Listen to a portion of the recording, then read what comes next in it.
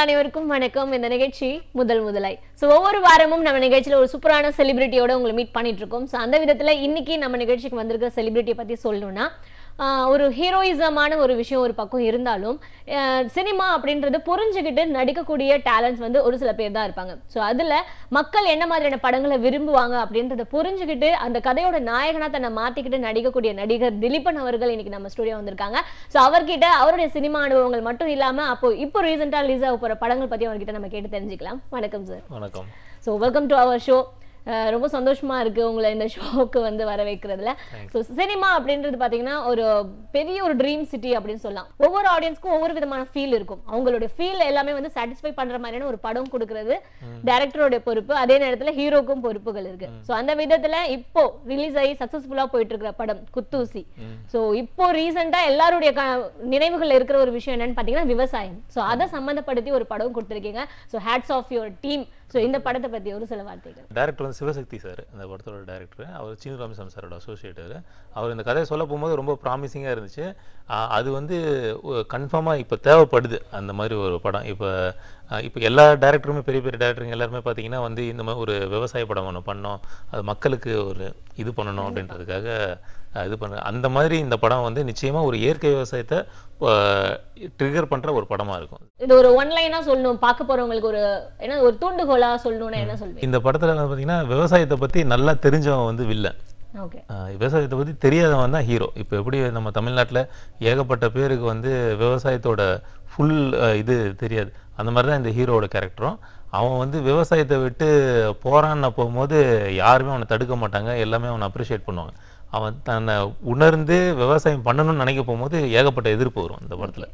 அது ஏன் வருது, எதனால் வந்து விவசாயம் பண்ணணும்னு நினைக்கிறவனுக்கு ஏன் அவ்வளோ வருது அப்படின்றது தான் இந்த படத்தோட பேஸ். ஸோ விவசாயம் சார்ந்த ஒரு விஷயம்னா அஃப்கோர்ஸ் அதுக்கு அந்த அளவுக்கு க்ரீனிஷான ஒரு பிளேஸ் தேவை. ஸோ எந்த இடத்துல மேக்ஸிமம் ஷூட்டிங்? சேலம் பக்கத்தில் இந்த மாத்தூர்னு சொல்லிட்டு இருக்கு, அங்கே தான் வந்து விவசாயம் சம்மந்தம். எப்படி இருந்தது அங்கே வாழ்ந்துட்டு சென்னை வாழ்க்கைக்கும்? எப்படி இல்லை, நம்ம ரொம்ப மிஸ் பண்ணுறோன்னு நினைக்கிறேன் நான் ரொம்ப. ஏன்னா வந்து நம்மளே இப்போ பார்த்தீங்கன்னா வீட்டில் வந்து எதுவுமே எந்த ஒரு புறாவோ இல்லை ஒரு அணில எதுவுமே வராத அளவுக்கு நம்ம ப்ரொடெக்ட் பண்ணிட்டு நம்ம வந்து சேஃபாக இருக்கோம்னு நினச்சிக்கிட்டு அவங்க பாயிண்ட் ஆஃப் வியூவில் பார்த்தா நம்ம கூண்டுள்ள இருக்கிற மாதிரி ஒரு ஃபீல். அது வந்து அங்கே போனோன்னா ஒரு இயற்கையான காற்று இருக்கும், பார்க்குறதுக்கே நமக்கு ப்ளசண்ட்டாக இருக்கும், விஷுவல் நல்லா இருக்கும். அதை நம்ம மிஸ் பண்ணுறோம் நிச்சயமாக. அது ஒவ்வொருத்தரும் கொஞ்சம் கொஞ்சம் லேண்டாவது வச்சுருப்பாங்க. அவங்க எல்லாருமே வந்து இந்த படம் பார்த்துட்டாங்க அப்படின்னா அவங்களுக்கு ஒரு விவசாயம் பண்ணணும், நம்ம லேண்டில் நம்ம ஏதோ ஒரு இயற்கை விவசாயம் பண்ணணும் அப்படின்ற ஒரு எண்ணம் வரும்னு நினைக்கிறேன். எல்லாருமே பார்க்குற மாதிரி ஒரு கமர்ஷியல் ஹிட்டாக கொடுத்துருக்கீங்கன்னு சொல்றீங்களா? ரொம்ப எமோஷனல் சென்டிமெண்ட் இந்த மாதிரியான விஷயங்களும் இதில் வந்து இருக்கா? ஒரு கொஸ்டின் எல்லாருக்குள்ளேயும் இருக்கும். இருக்கு. இந்த படத்தை நீங்கள் படம் பார்த்தீங்கன்னாலே உங்களுக்கே தெரியும், இந்த படத்தில் வந்து ஒரு சின்ன எமோஷன் தான் வந்து இந்த படத்தோட சேஞ்ச் ஓவராகவே இருக்கும். அந்த எமோஷனால தான் அவன் அடுத்து வந்து விவசாயம் பண்ணுன்ற மாதிரி ஒரு சூழ்நிலை வரும். அப்போ தான் வந்து எல்லாருமே வந்து விவசாயத்தை விட்டு போகணுன்னு போகும்போது அவ்வளோ பேர் சப்போர்ட் பண்ணுவாங்க, திருப்பி பண்ணுறான்னு போகும்போது அவ்வளோ அகேன்ஸ்டாக இருப்பாங்க. அதுதான் படத்தில் ஒரு சுவாரஸ்யத்தை உண்டு பண்ணி எடுத்துகிட்டு போவோம். இந்த படத்தில் பாடல்கள் என்ன மாதிரி வந்து? பாடல் வந்து லிரிக்ஸ் அண்ணாமலை சார் தான் வந்து இந்த அவர் இறந்துட்டார். அவர் தான் எல்லா பாட்டுமே பண்ணியிருக்காரு. அருமையாக இருக்கும் பாட்டு. மியூசிக் முக்கியமாக பார்த்தீங்கன்னா ரொம்ப நீங்கள் வந்து ராஜா சார் பாட்டெலாம் வந்து நம்ம ஒரு அமைதியாக இருக்கும் கேட்போம். அந்த மாதிரி வந்து இந்த உலகமே போட்டுரும்னு ஒரு சாங் இருக்குது. அந்த சாங் நல்லா உண்மைக்குமே நமக்கு ஒரு டிஎன்ஏ சாங்குன்னு சொல்லலாம், படத்தோட டிஎன்ஏ சாங்குன்னு சொல்லலாம். அதுக்கப்புறமா வந்து ஸ்வேதா மேனன் பண்ணியிருக்காங்க ஒரு சாங்கு. அப்புறம் ரம்யா நம்பீசன் ஒரு பாட்டு பாடியிருக்காங்க. படத்து தேட்டருக்கு போய் பார்த்தா நம்மளை வந்து ஒரு கிராமத்துக்கு ஃபீலுக்கே கொண்டு வந்துடும், அந்த அளவுக்கு ஒரு அழகான. நிச்சயமா அந்த படம் வெறுமனே படமாக இல்லாமல் அந்த படம் வந்து நம்மளை யோசிக்க வைக்கும். நிச்சயமா கரெக்டு, இவங்க சொல்கிறதுல ஏதோ ஒரு விஷயம் கரெக்டாக இருக்குது, நம்ம இதை சப்போர்ட் பண்ணணும் அப்படின்னு நினைப்பாங்க. இந்த படம் ஒரு பக்கம் இருக்க காலா. ஸோ காலாவை பற்றி பேசலைன்னா எல்லாருமே கோச்சிப்பாங்க, ஏன்னா சூப்பர் ஸ்டாரோடைய சன் அப்படின்ற ஒரு கேரக்டரில் நீங்கள் நடிச்சிருக்கீங்க. அது வந்து ரஞ்சித் சாருக்கு தான் நம்ம தேங்க் பண்ணோம். ரஜினி சாரோட மிகப்பெரிய பெருந்தன்மையான மனசு, இந்த ரெண்டுமே தான் வந்து என்னை வந்து காலால் நீங்கள் நல்லா பண்ணியிருக்கீங்க அப்படின்னு சொல்ல வச்சிருக்கேன்னு நான் நினைக்கிறேன். ஏன்னா எப்போவுமே நம்மளுக்கு பிடிச்சவங்க யாராவது நம்ம இருக்கிறாங்களோ இல்லை நம்ம யாராவது ஒருத்தரை வந்து ஃபாலோ பண்ணுறோன்னு நினைக்கிறோமோ அவங்க என்ன பண்ணுறாங்க நம்ம வாட்ச் பண்ணிக்கிட்டே இருக்கணும். அந்த மாதிரி வந்து சாரை பார்த்தாலே அவர் நம்மக்கிட்ட பேசணும்னு கூட அவசியம் இல்லை, ஆனால் வந்து அவர் என்னென்ன பண்ணுறாருன்னு வாட்ச் பண்ணாலே நமக்கு வந்து ரொம்ப நம்ம இதெல்லாம் எடுத்துக்கலாம் அப்படின்ற மாதிரியே நமக்கு ரொம்ப சந்தோஷமாக இருந்துச்சு. இந்த சைடில் நானா பட்டேகர் சார், ரஜினி சார், அப்புறமா வந்து சமுத்திரகனி அண்ணன், அப்புறமா வந்து இவங்க மம்மி அவங்க அம்மா ஈஸ்வரி மேடம் ஓகே இவங்க எல்லாருமே பார்க்க போகும்போது எல்லாருமே மோஸ்ட் சீனியர் ஆர்டிஸ்ட்டு. அவங்ககிட்ட இருந்து நிறைய விஷயம் நம்ம பேச போகும்போதே கற்றுக்கலாம். நம்ம எப்படி வந்து அந்த தொழிலை அந்த அளவுக்கு சின்சியராக பண்ணுறாங்க அப்படின்னு சொல்லிட்டு அது ரொம்ப என்ஜாயபுளாக இருந்துச்சு. ப்ளஸ் வந்து அந்த மாதிரி நமக்கு ஒரு வாய்ப்பு கிடைச்சிருக்கு இவ்வளோ சீக்கிரமான்றது ரொம்ப சந்தோஷம். ரஞ்சித் சார் வந்து உங்ககிட்ட நீ சூப்பர் ஸ்டாருக்கு மகனா பண்ண போற அப்படின்னு சொன்னோடனே உள்ளுக்குள்ள எப்படி இருந்தது? ஃபஸ்ட்டு மீட்டிங்கில் எனக்கு தெரியவே தெரியாது. சார் டைரெக்டாக சொல்ல ஃபஸ்ட்டு மீட்டிங்கில் வந்து ஒரு ப்ரொடெக்டர் மாதிரி ஒரு முதல்ல நீங்கள் உடம்பு ஏற்றுங்க பார்க்கலான்னு தான் சொன்னாங்க. அந்தளவுக்கு நம்ம உள்ளே வரோமான்றதே தெரியல. ஏன்னா நான் எங்கள் ஃபேமிலியில் கூட யார்கிட்டையுமே சொல்லலை. இந்த மாதிரி பேசியிருக்கேன், மீட்டிங் அட்டன் பண்ணியிருக்கேன், சாரை போய் பார்த்துருக்கேன்லாம் சொல்லலை. ஏன்னா வந்து எப்போ வேணால் ஒரு பெரிய படத்தில் என்ன வேணால் நடக்கலாம். ஏன்னா நமக்கு அது தெரியும், அவங்க ஃபேமிலியில் இருக்கவங்களுக்கு அந்த கொஞ்சம் சின்னதாக ஏதாவது நெகட்டிவ் ஆகிடுச்சுன்னா மைனஸ் ஆகிடும் அப்படின்றதுக்காக சொல்லலை. நான் சாரை பார்க்க போகும்போது சார் என்ன சொன்னார்னா, நீங்கள் உடம்பு ஏற்றுங்க பார்ப்போம் அப்படின்ற மாதிரி தான் சொன்னார். ஆனால் 2 months கழிச்சு பார்க்க போகும்போது இன்னமும் உடம்பு ஏற்றுங்கன்னாரு. அப்போ தான் எனக்கு சரி அந்த கிரவுண்டில் நம்ம லைட்டாக ஒரு ஸ்டெப் உள்ளே வந்துட்டோம். அது வரைக்கும் எனக்கு தெரியாது அந்த படத்தில் நம்ம இருக்கிறோன்னு ஒரு நம்பிக்கை வந்துச்சு. ஒழிய என்னவா இருக்குன்றது தான் தெரியாது. அப்புறம் ஒரு 2.5 months கழிச்சு தான் வந்து டோட்டலாக 4 months கழிச்சு தான் ஆடிஷன் வச்சாங்க. ஆடிஷனில் சரிப்பா நான் சொல்கிறேன்ப்பா அப்படின்னாங்க. அப்பயும் ஒரு கம்மா போட்டு தான் இருக்குது. கம்மா போட்டு சரி ஓகே சொல்கிறேன். அப்புறம் ஒர்க் ஷாப்பு அப்படின்னு சொன்னாங்க. அப்போ தான் ஓகே ரைட்டு கமிட்டாக தான் ஒர்க் ஷாப் வைப்பாங்க, இல்லாட்டி வைக்க மாட்டேன். அப்போ கமிட்டானா தெரிஞ்சிருச்சு. அப்பயும் நான் வீட்டில் சொல்லலை. ஒரு 3rd day தான் வந்து சொன்னாங்க, இந்த இதுதாங்க லைனு, இந்த மேட்டரில் வந்து நீங்கள் இப்படி பண்ணுறீங்கன்னு தான் பயங்கர சர்ப்ரைஸாக இருந்துச்சு. என்னால் இதுவே பண்ண முடியல. ஏன்னா வந்து நம்ம வந்து ஒரு சாதாரணமாக ரஜினி சார் பக்கத்தில் நின்னா போதும் அப்படின்ற மாதிரி தான் போனது. ஆனால் வந்து இவ்வளோ பெரிய வாய்ப்பு நம்மளை கொடுத்துட்டாருன்னு சொல்லிட்டு அந்த ஒரு பொறுப்பு ரொம்ப ஜாஸ்தி ஆயிடுச்சு. அந்த கேரக்டரோட டிசைனே வந்து அந்த உடம்பு தானே சார் சொன்னார். அந்த உடம்பு இருக்கணும், அப்போ தான் ஒரு ப்ரொடெக்டர் மாதிரி அதை தாண்டி உள்ளே வந்தால் அப்போ தான் நம்புற மாதிரியும் இருக்கும் அப்படின்ற மாதிரி சொன்னார். அதுதான் ஒரு இது. காலா படம் பார்த்தீங்கன்னா ஒரு சூப்பர் டூப்பர் ஹிட்டான ஒரு படம். ஸோ சார் கூட ஒரு மகனா பண்ணியிருக்கீங்க. ஆஃப்டர் தட் உங்களுக்கு வந்த கதாபாத்திரங்கள் எல்லாமே வந்து அதே மாதிரி ஒரு சூப்பரான கேரக்டர்ஸ் தான் வந்திருக்கும். என்ன மாதிரியான கதாபாத்திரங்கள்? இல்லை அந்த படம் பார்த்ததுக்கப்புறமா எல்லாருமே வந்து நம்பினாங்க நம்மளை வந்து ஓகே கரெக்டாக பண்ணுறான். எல்லாருமே வந்து ஒரு ப்ரைஸ் பண்ணாங்க, நல்லா பண்ணியிருக்கப்பா நல்லா பண்ண. அதுவே வந்து நமக்கு ஒரு பெரிய மகிழ்ச்சியாக இருந்துச்சு. அது இல்லாமல் அதுக்கப்புறமா ஒரு லவ் வித் ஆக்ஷன் ஒன்று சைன் பண்ணியிருக்கேன், ஒரு லீடர் நம்ம பண்ணுற மாதிரி.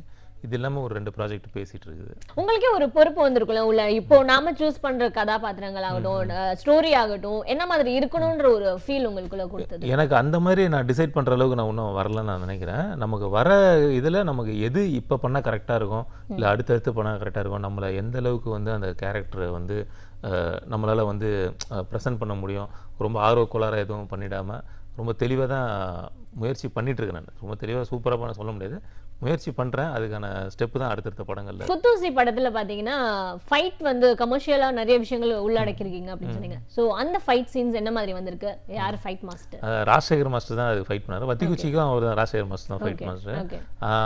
அந்த அவர்கிட்ட நம்ம சரண்டர் ஆகிட்டோம்னா போதும், அவர் நம்மளை வந்து வேறு மாதிரி காமிச்சுவார். ஏன்னா வத்திக்குச்சியில் நான் அப்படி தான் ராஜசேகர் மாஸ்டர்கிட்ட சரண்டர் ஆகிட்டேன். மாஸ்டர் நீங்கள் என்ன சொல்கிறீங்களோ பண்ணுற மாஸ்டர் அப்படின்னா, என்ன வச்சு என்ன வேணாலும் ஆமாம் மாஸ்டர் நீங்கள் சொல்கிறதே பண்ண மாஸ்டர், நான் எனக்கு வந்து கொஞ்சம் நல்லா இது பண்ணி கொடுத்துருங்க மாஸ்டர். அது மாதிரி பண்ணார். அதே மாதிரி இதுலேயும் நம்ம குத்தூசிலையும் பார்த்தீங்கன்னா சொன்ன மாஸ்டர் அதை விட இதில் எனக்கு பெட்டராக எனக்கு பண்ணி கொடுங்க மாஸ்டர்னா பண்ணிடலன்னாரு. ஃபைட் நல்லாவே சூப்பராகவே வந்திருக்கு. காலாலையும் பார்த்தீங்கன்னா திலீப் மாஸ்டர் வந்து நல்லா சூப்பராக நம்மளை வேறு மாதிரி காமிச்சிருப்பார். அந்த அந்த ஸ்கிரிப்டுக்கு அந்த கேரக்டருக்கு மூடில் கரெக்டாக சிங்க் பண்ணியிருப்பார். நம்ம கரெக்டாக ஒவ்வொருத்தராக நம்ம கரெக்டாக அமையறாங்கன்ற சந்தோஷமாக இருக்குது. ஃபைட் பண்ணுறது ஈஸின்னு சொல்வீங்களா, லவ் பண்ணுறது ஈஸின்னு சொல்வீங்களா? அதுமா நீங்கள் ஃபைட்டு வந்து நீங்கள் 10 பேர் வச்சுட்டு ஃபைட் பண்ணுறது தான் ஃபைட்டு. லவ் வந்து தனியாக தான் பண்ண முடியும், கரெக்டுங்களா? அப்போ எது கஷ்டம் எது ஈஸின்னு ஃபைட் தான் கஷ்டம்ன்றீங்களா? இல்லைம்மா, நீங்கள் லவ் வந்து தனியாக தானே பண்ண முடியும். நீங்கள் ஷூட்டிங் ஸ்பாட்டில் நீங்கள் எப்படி வந்து ஒரு 20-30 பேர் இருப்பாங்க, எல்லாம் சுற்றி இருப்பாங்க, அப்படி நம்ம பண்ணுறதுன்றது ஒரு சேலஞ்சிங்காக இருக்கும். அது பண்ணலாம் நல்லாயிருக்கும். ஆனால் வந்து ஃபைட்டு வந்து ரொம்ப ஈஸியாக வந்துடும். ஏன்னா வந்து நம்ம ஃபைட்டே வந்து தனியாக ஒருத்தருக்கு தனியாக கூப்பிட்டு போயிட்டு தனியாக உட்கார வச்சு லவ் மாதிரி நம்ம பண்ண போகிறதில்ல, கரெக்டுங்களா? அடிதடி அந்த இடத்துல முடிஞ்சிடும். அது மாதிரி அதனால் சொல்கிறேன். ஆனால் வந்து அதுவும் ஒரு சுவாரஸ்யமான அனுபவம் தான் இருக்கும். இந்த படத்தில் ஒரு முக்கியமான வில்லனா வந்து ஃபாரினரை வந்து இன்ட்ரோ பண்ணியிருக்கீங்கன்னு சொன்னீங்க. ஸோ அவரை பற்றி சொல்லுங்கள். அவர் வந்து பேசிக்கலி அவர் ஒரு மார்ஷல் ஆர்ட் இதுதான். அவர் ஆண்டனி அவர் நேமு. நல்ல ஃபஸ்ட் கிளாஸ் ஆக்டர். நல்லா ஒரு சொன்னார்னா டக்குன்னு அப்சர்வ் பண்ணிட்டு மிஸ் பண்ணாமல் பண்ணிவிடுவார். ஃபைட்டு கிளைமேக்ஸ் ஃபைட்லாம் பார்த்தீங்கன்னா உங்களுக்கே தெரிஞ்சிடும். கிளைமேக்ஸ் ஃபைட் வந்து பார்த்தீங்கன்னா கான்ஃபிடென்ட்டாக அவரோட நம்ம ஃபைட் பண்ணலாம். ஏன்னா ரிஸ்க்கான ஃபைட்டெல்லாம் சில பேருக்கு வந்து அந்த பீட்டு தெரிஞ்சவங்ககிட்ட நம்ம பண்ணோன்னா சூப்பராக இருக்கும். அந்த மாதிரி இவர்கிட்ட நம்ம என்ஜாய் பண்ணி பண்ணோம் அந்த ஃபைட்டு. அது நீங்கள் உங்களுக்கு பார்த்தாலே தெரியும். ஷோ வந்து முதலாயின்றதுனால ஒரு சில கொஸ்டின்ஸ் உங்களுக்கு ஸ்பெஷலாக நான் வச்சிருக்கேன். ஃபர்ஸ்ட் கேரக்டர் லவ் அப்படின்னு ஒரு சில விஷயங்கள் இருக்கும். அதாவது வந்து படத்துக்கு போகும்போதே வந்து இந்த கேரக்டர் பண்ணால் எனக்கு சூப்பராக இருக்கும் அப்படின்னு ஒரு ஃபீலோட போயிருப்பீங்களா? எந்த கேரக்டர்? ஸ்கேர் ஃபேஸ்னு ஒரு படம் இருக்குது, அல் பச்சினோ சார் அந்த படம். அது அந்த படம் மாதிரி ஒரு படம் பண்ணோம், ஒரு கேங்ஸ்டர் மூவி பண்ணோம். அந்த கேங்ஸ்டருக்குன்னு சில பாசிட்டிவ் இதெல்லாம் இருக்கும். அவன்லாம் கெட்டவன் தான், ஆனால் அதுலேயும் ஒரு சில நல்லது தான், அப்படி தான் பண்ணுவோம் அப்படின்னு. அந்த மாதிரி ஒரு பெரிய மாஸ் படம் பண்ணணும்னு. முதல் சினிமா நட்புனா யார் சொல்லுவீங்க? சினிமா நட்புனா சினிமா இண்டஸ்ட்ரி. ஆமா, சினிமா இண்டஸ்ட்ரியில உங்களுக்கு நண்பன் ஒரு வெல்விஷர் அப்படினா ஃபர்ஸ்ட் டைம் உங்களுக்கு டைம் அப்படி பார்த்தீங்கன்னா கின்ஸ்லின் தான், வத்திகுச்சி டைரக்டர் தான். ஓகே. முதல் வேலை உங்களுடைய லைஃப்ல நீங்க பார்த்த முதல் வேலை சினிமாக்கு வரது வேலை வந்து நான் வந்து 6வது படிக்கும் போதே நான் வந்து லீவ் டைம்லலாம் வந்து ஏதாவது சின்ன சின்ன வேலை பண்ணிகிட்டே இருப்பேன் நான். அப்படியா? ஆமாம், ஏதாவது இந்த எக்ஸாம் லீவெல்லாம் வரும் பார்த்தீங்களா, அப்போ அந்த டைமில் ஏதோ ஒரு பிளாஸ்டிக் கம்பெனி நிறைய வேலை பார்த்துருக்கேன் நான். அந்த 10 days லீவ் விடுவாங்க, ஆஃப் இயர்லி லீவ். அதில் போயிட்டு அப்போ கஷ்டம் ரொம்ப ஃபேமிலியில். அந்த 10 daysல போயிட்டு சம்பாரித்தோம் அப்படின்னா அது மூலிமா ஏதோ ஒரு ட்ரெஸ்ஸு ஒரு ஷர்ட் பேண்ட் எடுத்துக்கலாம் அந்த மாதிரி. அதனால் ஏகப்பட்ட வேலை பண்ணியிருக்கேன். நான் பஸ்ஸெல்லாம் க்ளீன் பண்ணியிருக்கேன். அந்த மாதிரிலாம் வந்து நான் 10th முடிச்சுட்டு ஒரு ஐடிஐ படித்தேன் நான். ஐடிஐ மார்னிங் டு ஈவினிங் படித்து முடிச்சிடுவேன். அப்புறமா வந்து ஒரு 2 hours தூங்கிட்டு திருப்பி நைட்டு ஒரு டிப்பா ஒன்று, தண்டர்பேட்டை டிப்பா ஒன்று, அங்கே போயிட்டு பஸ்ஸெல்லாம் வந்து க்ளீன் பண்ணுறது, இது பண்ணுறது, ரேடியேட்டர் தண்ணி ஊற்று, இந்த மாதிரிலாம் பண்ணியிருக்கேன் நான். அப்போல்லாம் தோணுச்சா சினிமாவில் நம்ம வருவோம் அந்த மாதிரியான விஷயங்கள்? இல்லைம்மா, அப்போல்லாம் தோணல. நம்ம வந்து ஹார்ட் ஒர்க்கரு, சின்சியராக இருப்போம். அதுதான் வந்து அப்படியே கொஞ்சம் எடுத்துகிட்டு வந்துச்சு. கின்ஸ்லின் முக்கியமான காரணம். ஓகே. ஆனால் எப்போ தோணுச்சு உங்களுக்கு சினிமாவில் வரணும்னு? சினிமாவில் வரணுன்ற ஆசை வந்து எல்லாருக்குமே இருக்கும் என்ன மாதிரியான. ஆனால் அதுக்கான முயற்சி வந்து பார்த்திங்கன்னா கம்மி பேர் தான் எடுப்பாங்க. அதுக்கான வாய்ப்பு வந்து கின்ஸ்லின் மூலமாக வந்துடுதுன்னு போகும்போது நான் வந்து அது எல்லாத்தையுமே அவாய்ட் பண்ணிட்டேன். அதுக்கப்புறமா நான் வந்து அட்வர்டைஸ்மெண்ட் ஏஜென்சி வச்சுருந்தேன். நான் ஸ்டெப் பை ஸ்டெப்பாக நான் கொஞ்சம் கொஞ்சமாக இதுவாகிட்டேன்னு வச்சுக்கோங்களேன். அப்போ அந்த டைமில் இது வந்து ஒரு மெரிட்டில் கிடச்ச ஒரு டாக்டர் சீட்டு மாதிரி தான் நமக்கு வந்து கின்ஸ்லின் சூஸ் பண்ணது. அதை வந்து எந்த சூழ்நிலையுமே நம்ம வந்து வேஸ்ட் பண்ணிடக்கூடாது. ஏன்னா எவ்வளோ பேர் வந்து இந்த மாதிரி சினிமாவில் வர்றதுக்கு எவ்வளோ பேர் வாய்ப்பு உங்களுக்கே தெரியும். அவங்க எல்லாருமே நம்ம பார்த்தானா சரி ஏன்டா இவனுக்கு போய் இந்த சான்ஸ் கொடுத்தாங்களே அப்படின்னு ஒருத்தர் கூட சொல்லிடக்கூடாதுன்ற ஒரு சின்ன கவனத்தில் இருந்தேன் நான். அந்த மாதிரி. ஆனால் அதை நான் ப்ரெசென்ட் பண்ணிக்கிட்டேன், அது நல்லதாக வந்திருக்குன்னு நினைக்கிறேன். இப்போ வந்து உங்ககிட்ட சினிமாவில் வந்தோடனே வந்து நிறைய பேர் இந்த ஆட்டோகிராஃப் ஃபோட்டோகிராஃப்ன்ற ஒரு விஷயம் வந்து ஒரு சர்ப்ரைசிங்கான ஒரு விஷயமா இருக்கும், ரொம்ப ஒரு சந்தோஷம் கொடுக்கும் அப்படின்னு சொல்லலாம். ஸோ அந்த மாதிரி உங்ககிட்ட ஆட்டோகிராஃப் ஃபோட்டோகிராஃப் வாங்கின விஷயம் அந்த மொமெண்ட் எப்படி இருந்தது? அது ரொம்ப சந்தோஷமாக இருந்துச்சுமா எனக்கு. அது வந்து நிறைய பேர் ஆட்டோகிராஃப் கேட்பாங்க, அதுக்கப்புறமா ப்ளஸ் வந்து ஃபோட்டோஸ், இப்போ தான் செல்ஃபி நிறையா இருக்குது, அது மாதிரி நிறைய கேட்குறேன். அது ரொம்ப சந்தோஷமாக இருக்குது. ஒரு சில கேள்விகள் கேட்குறேன். திஸ் ஆர் டெட், ஓகே, அந்த மாதிரி வச்சுக்கலாம். Villain or hero? Anti hero. Anti hero. Producer or director? எனக்கு வரணுன்ற ஆசைன்னு பார்த்தா இது ரெண்டுமே கிடையாது உண்மைக்குமே. ப்ரொடியூசரும் இல்லை, டைரக்டரும் இல்லை. ஓகே. அண்ட் படத்தில் நடிக்கணும் அப்படின்னா முக்கியமான விஷயம் மேக்கப். ஸோ உங்களுக்கு மேக்கப்போட நடிக்கிறது பிடிக்குமா வித்தவுட் மேக்கப்? வித்தவுட் மேக்கப் தான். டயட் அண்ட் வந்து நோ டயட் லைஃப்? டயட் தான். டயட் தான். டயட் தான் ரொம்ப முக்கியம். அது நல்லா இருக்கும், என்ஜாய் பண்ணலாம் நீங்க. அப்படியா? தமிழ் ஹீரோயின்ஸ்க்குமே அண்ட் வந்து அதர் லாங்குவேஜ் ஹீரோயின்ஸ்க்குமே உள்ள ஒரு சேஞ்சஸ்னா என்னன்னு ஃபீல் பண்ணுறீங்க? தமிழ் நல்லா புரிஞ்சவங்க கிட்ட நம்ம டைலாக் சொன்னோம்னா அவங்க ஒரு மெட்டீரியலாக நமக்கு வந்து படித்து இது பண்ணுவாங்க. இதே தமிழே தெரியாத ஒரு ஹீரோயினோ எந்த ஆர்டிஸ்டாக இருந்தாலும் பார்த்தீங்கன்னா அவங்க வந்து இந்த மூடு தான் உள்வாங்குவாங்க. அந்த மூடு மட்டும் என்ன மூடு, இது வந்து ஹாப்பியான மூமெண்ட், என்ன ஹாப்பி, அப்பாக்கும் பையனுக்குமா இல்லை லவ்வர் அப்படியா அப்படின்றத மூடு மட்டும் வாங்கி அதுக்கப்புறமா அந்த டைலாக் இது பண்ண போகும்போது வேறு மாதிரி வரும். எப்போவுமே அப்படி பண்ணால் நல்லதுன்னு நான் நினைக்கிறேன். ஃபஸ்ட்டு அந்த மூடை மட்டும் அப்சர்வ் பண்ணிவிட்டு அப்புறமா டைலாக் நம்ம என்ன பண்ணுவோம், நமக்கு தெரிஞ்ச லாங்குவேஜ்னால ஃபஸ்ட்டு டைலாக் மக்கப் பண்ணுவோம். அப்போ வந்து மூடு என்ன ஆகும்னா அந்த பெர்ஃபார்மன்ஸ் அதெல்லாம் கொஞ்சம் இறங்கும்னு நான் நினைக்கிறேன். அதே மாதிரி ஹீரோஸ் என்ன மாதிரியான சேஞ்சஸ் இருக்குன்னு நீங்கள் நினைக்கிறீங்க தமிழ் ஹீரோஸ்க்கும் அண்ட் அதர் லாங்குவேஜ் ஹீரோஸ்க்கும்? அந்த மாதிரி எனக்கு வித்தியாசம் தெரியல. எல்லாருமே வந்து பயங்கர சின்சியராக டெடிகேஷனாக இருக்கிறாங்க. ஹீரோஸ்ன்னு மட்டும் கிடையாது, எந்த ஆர்டிஸ்டானாலும் சரி. டெக்னீஷியன் பார்த்தீங்கன்னா வந்து இந்தியா லெவலில் இங்கேருந்து தான் கொஞ்சம் நல்லாவே இருக்கிறாங்க, எல்லாம் ஹார்ட் ஒர்க்கர். டெய்லி ரொட்டீன் லைஃப்ல பாத்தீங்கன்னா இந்த ஒரு விஷயம் பண்றது எனக்கு ரொம்ப போரிங்கா இருக்கு அப்படின்னா எந்த ஒரு விஷயமாச்சும் இருக்கு? போரிங்னு சொல்ல முடியாது, என்ஜாய் பண்ணுவேன். நான் ஜிம் போனால் என்ஜாய் பண்ணுவேன். என்ஜாய் பண்ணுவேன். ஜிம் போனால் என்ஜாய் பண்ணுவேன்.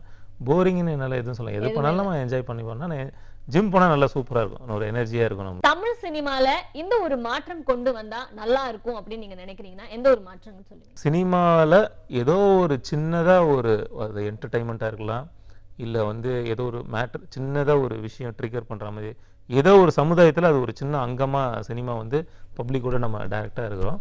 அது ஏதோ ஒன்று பப்ளிக்கு அது யூஸ்ஃபுல்லாக இருக்கணும்னு மட்டும் நான் நினைக்கிறேன். உங்கள் படங்கள் பற்றி உங்களுடைய எக்ஸ்பீரியன்ஸ் பற்றி எங்கள் கூட ரொம்ப அழகாக ஷேர் பண்ணீங்க. அண்ட் வந்து இப்போ ரீசெண்டாக சக்ஸஸ்ஃபுல்லாக போயிட்டு இருக்கிற குத்தூசி படத்தை பற்றி நிறைய விஷயங்கள் நீங்கள் சொல்லியிருந்தீங்க. ஸோ இப்போ தான் படம் ரிலீஸ் ஆகி போயிட்டு இருக்கு. ஸோ அவங்களுக்கு நீங்கள் என்ன சொல்ல விரும்புகிறீங்க? படம் பார்க்குற எல்லாருக்குமே வந்து விவசாயம் பண்ண முடியலைனாலும் விவசாயம் பண்ணுறவங்கள மதிக்கணும். அவங்க எந்த அளவுக்கு நம்ம வாழ்க்கையில் ஒன்றி இருக்கிறாங்க, அவங்க எப்படி இயற்கையோடு ஒன்றி இருக்காங்க, நம்ம எப்படி தள்ளி இருக்கிறோம் அப்படின்றத ஒரு சின்னதாக ஒரு நிமிஷம் அவங்க ஃபீல் பண்ணுவாங்கன்னு நான் நினைக்கிறேன். அந்த ஃபீல் தான் வந்து அதை பற்றி பேசுறதுக்கான விவாதமாக மாறும்னு நான் நினைக்கிறேன். Thank you so much. உங்களுடைய டீம் எல்லாருக்குமே வந்து எங்களுடைய கலைஞர் டிவி சார்பாக வாழ்த்துக்கள். ஸோ எல்லா படங்களுமே உங்களுக்கு வெற்றிகரமான படங்களாக வரும்னு சொல்லிட்டு வாழ்த்துக்கள். தேங்க்யூமா, thank you so much. Thank you. Dileepan சாருடைய லைஃப் ஹிஸ்ட்ரி எல்லாமே ரொம்ப அழகாக நம்ம கூட ஷேர் பண்ணியிருந்தாங்க. அண்ட் ரீசெண்டாக ரிலீஸ் ஆகிருக்கிற படங்கள் குத்தூசி அந்த படத்தை வந்து மிஸ் பண்ணாமல் பாருங்க. பார்த்தீங்கன்னாலே உங்களுக்கு ஒரு குட் ஃபீல் கிடைக்கும். இன்னும் அடுத்த வாரம் இதே மாதிரி வேற ஒரு நிகழ்ச்சியில் மீட் பண்ணுற வரைக்கும்